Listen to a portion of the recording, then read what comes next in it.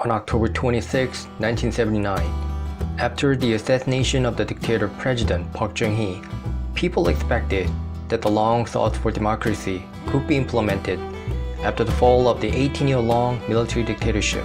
However, another military group, which was later named as the New Military Regime, secretly planned to usurp the power and staged the December 12 military insurrection in 1979.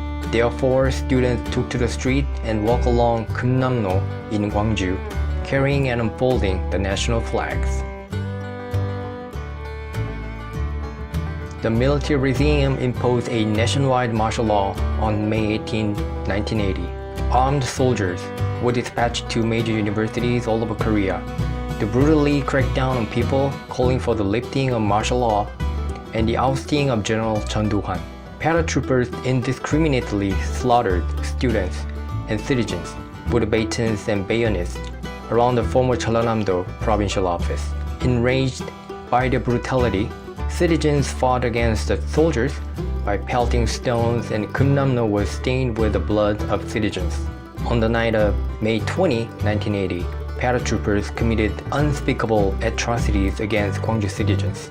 No TV or radio news programs mentioned the Gwangju citizens' tragic deaths. Citizens carried badly butchered bodies in a handcart to Kumnamno with the national flag draped over them, where others gathered. Citizens moved forward to the Jeollanam-do provincial office, where paratroopers established an ultimate line of defense. Gwangju residents fought fiercely with stones against paratroopers who were armed with rifles and pushed vehicles toward them.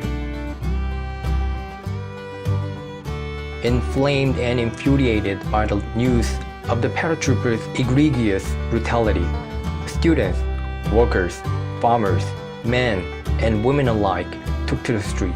Citizens holding stones in both hands perished helplessly against the paratroopers armed with M16 rifles. Citizens had to defend themselves and their neighbors.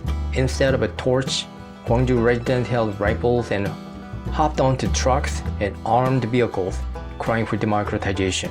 All the news media outlets were censored and controlled by the military junta, which put an end to the publication of newspapers in Gwangju and Jeollanam-do.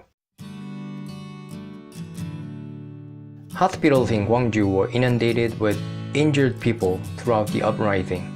The paratroopers' ruthless acts of violence and shootings resulted in many wounded people, which triggered a critical shortage of blood for transfusions at hospitals. Citizens rushed to nearby hospitals and rolled up their sleeves to donate blood.